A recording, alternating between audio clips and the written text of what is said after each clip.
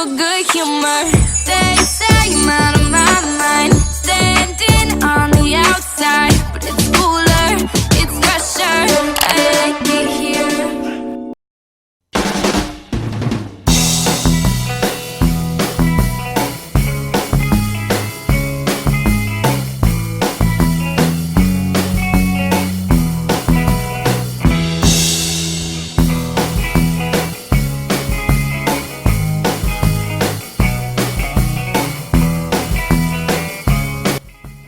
I'm already done with my skincare routine, which is the usual thing that I'm doing every makeup tutorial. So before I'm going to place any foundation on my face, I'm going, this time there will be some changes. I will be going to place a tape under my eyes to give a right angle or a correct 45-degree angle right here. So I have here tape that I will be placing right onto this area. This feels so uncomfortable, guys, for those who are beginners. So please ask for a supervision. Be careful lang mag-sign. So what I'm doing is to give that 45-degree alignment from here, from the outer V of my eyes, going to the tips of my brows. So, uunahin ko ngayon yung aking eyeshadow before I'm going to place any foundation right onto my face para naman to prevent from fallouts and para marinisan natin yung portion dito. So, what I'm be placing on my eyes is the usual that I'm doing. This is my L'Oreal Paris Polyball Full Wear Concealer. So this will serve as my eye primer / concealer onto my lids, just to give that perfect shade, or to give that really clear and good canvas. So of course I'm using my fingers to blend all the way.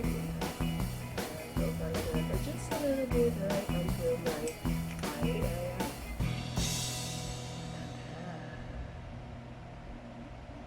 So since that we are done with our concealer, let's start with our base.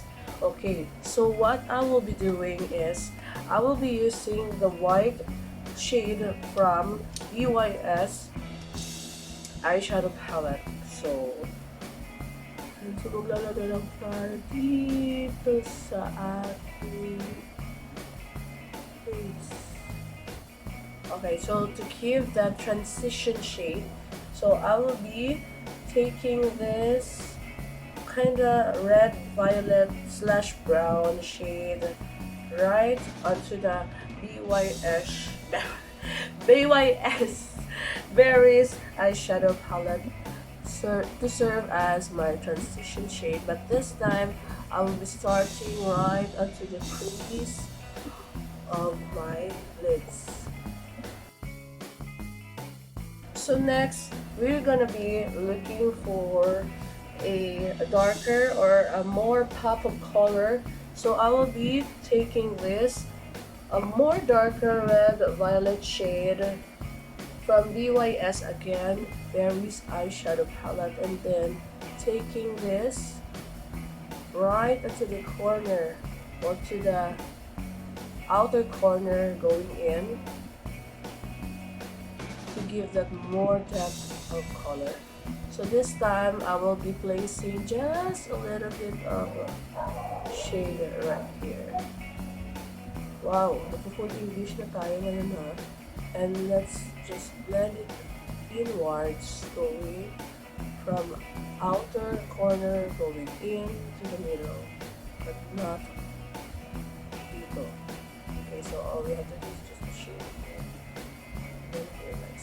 Of course, we're going to have a clear or much more lighter here shade onto our brow bone. So I'll be using this kind of new to the whitest shade from BYS Berries eyeshadow palette, and then just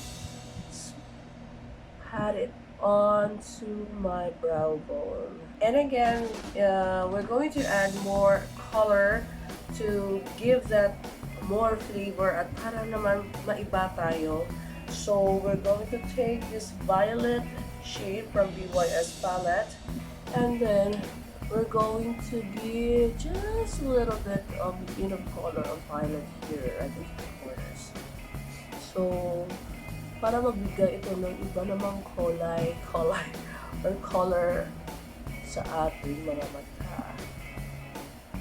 This technique will give you that free will to add or to give some eyeshadows on this area kasi naka-block yung scotch tape dito. Alright, so again, we're going to intensify the light shade. Of course, kailangan natin ng matte para medyo simple naman yung ating middle portion or the lightest shade sa ating pinag-girl.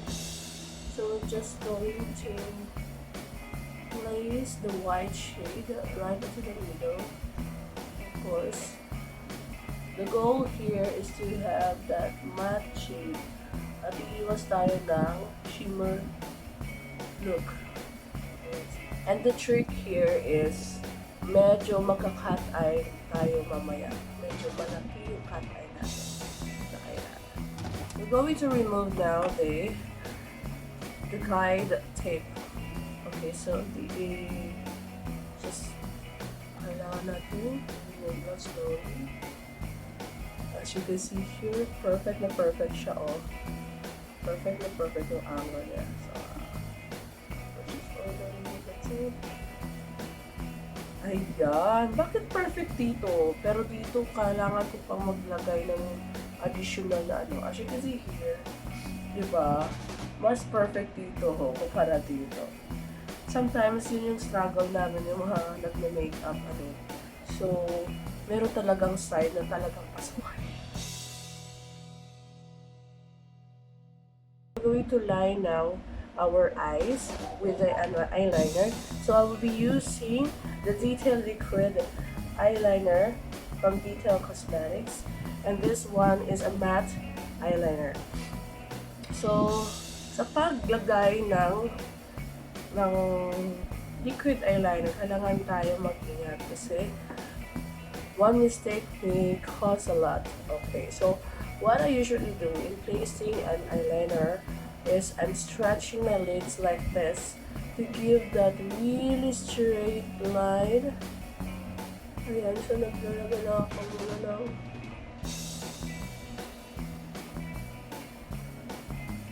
ayan, so just observe what I'm doing. And then we're going to go up, really up. Okay, so again, stretch again the line, and like so. And we're going to have a really huge wing onto the outer corner like this. Mahilig maglagay ng thick eyeliner yung pinapurl. Okay, so magkoconnect na tayo from here going to the wing that we just built earlier. Ayan. So kailangan pa more pa siguro, no? Pero ingat na. Okay, so we're going to add some color here. So before that, we're going to place now our eye primer. That is my concealer, and then so I'll be using this one.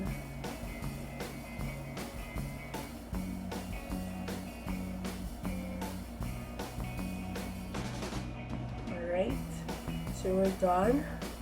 So we're going to place now our shades right onto the teardrop or to the lower portion of our eyes. So of course, again, I'll be using the eyeshadow that I did apply here.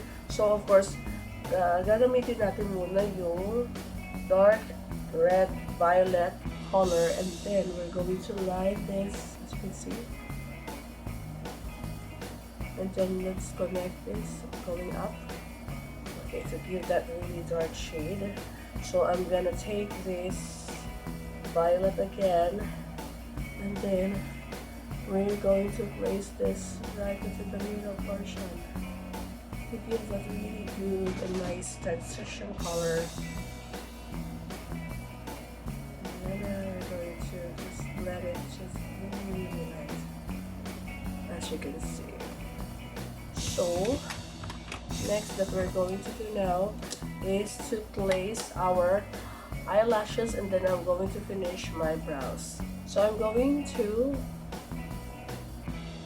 curl my lashes like so, and then I'm gonna be using my favorite, all-time favorite mascara, which is from Fashion 21, of course. So I've just done placing my fake eyelashes. So we're going to proceed now. Before I'm going to place any brows onto my eyes, nakita nyo, naglagay na ako ng line dyan, pero hindi pa yan tapos. Maglalagay muna tayo ng ating mga essentials sa ating face.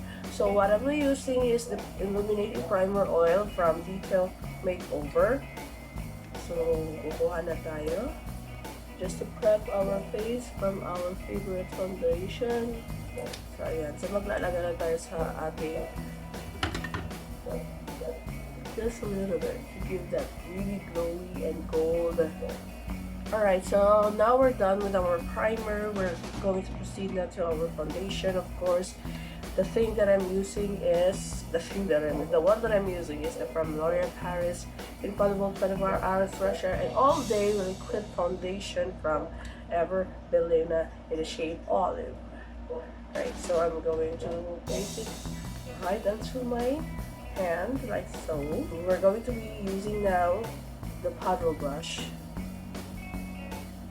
to control the foundation not to touch our master crease that we've done on our eyelids.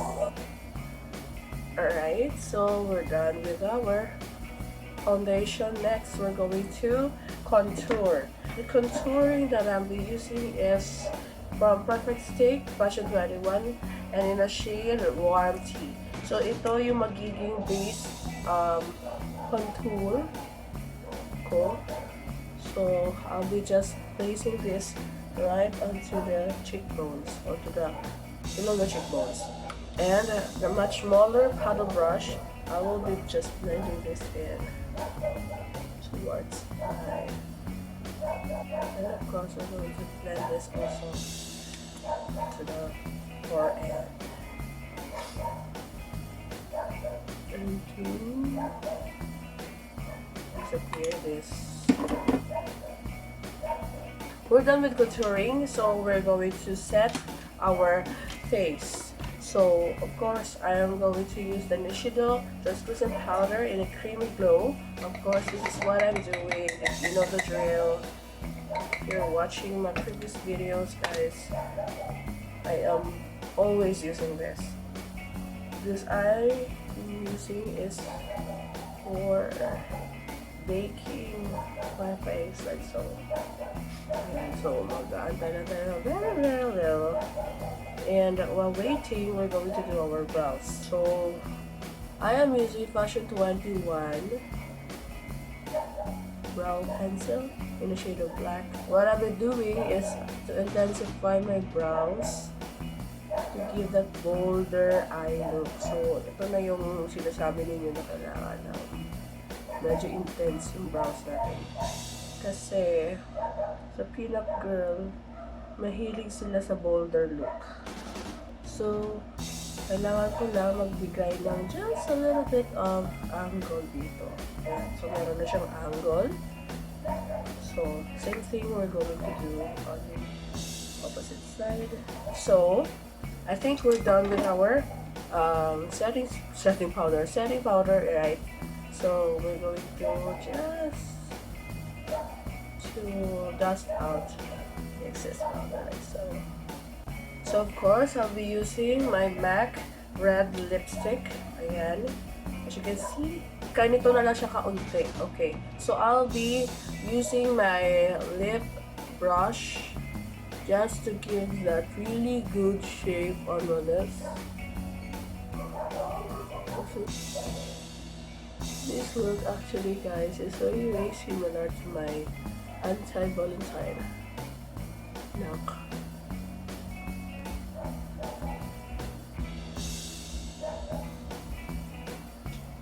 Right, so we're almost done with our look. So we're going to proceed now to our hair.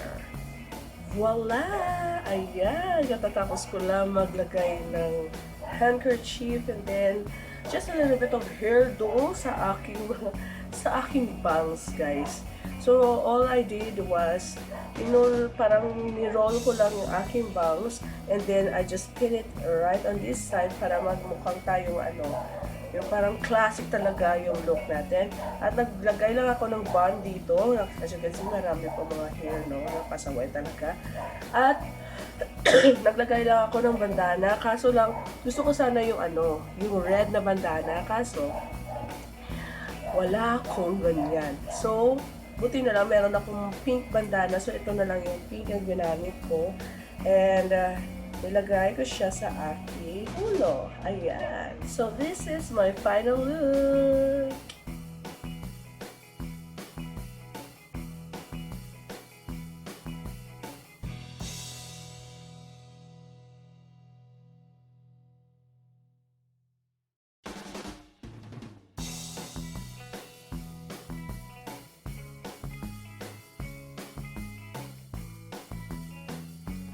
So, ayan mga guys, as you can see, iba naman yung aura natin ngayon kasi isa ito sa mga challenges ng weekly makeup challenge.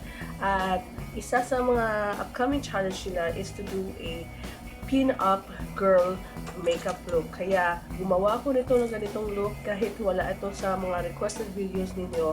Pero ginawa ko pa rin. So, sana nasiyahan kayo. Sana naganahan naman kayo sa aking ginawa. If you wanted me to continue my daily vlogs, parang vlogmas din, pero weekly siya or monthly, just comment down below, guys. Let me know kung gusto niyo makita yung mga pang-araw-araw na ginagawa ko. Kung usually, anong ginagawa ko everyday basis or monthly. Ayun. So, para maging updated naman kayo sa mga kaganapan sa buhay ko. Ayan. At, guys, if you do have any video requests, guys, kung gusto niyo mag-continue ako ng mga ganitong looks or mga looks video, feel free to comment down below, guys, and like this video. So, ayan na. Sana nagandahan kayo sa aking makeup look ngayon. Grabe, first time ko to, ha, na gumawa talaga ako ng parang dress up na look, no. Nagsimula lang yun sa aking anti-Valentine makeup look na na-post ko rin previously. So, I think if you are interested to watch that video, guys, feel free to click here, or maybe on the description box below. Ayan. So, that's it for today, guys. Sana nagandaan kayo sa aking makeup look. Nasabi ko na yan kanina. So, don't forget to like this video if you're new on my channel. Don't forget to subscribe.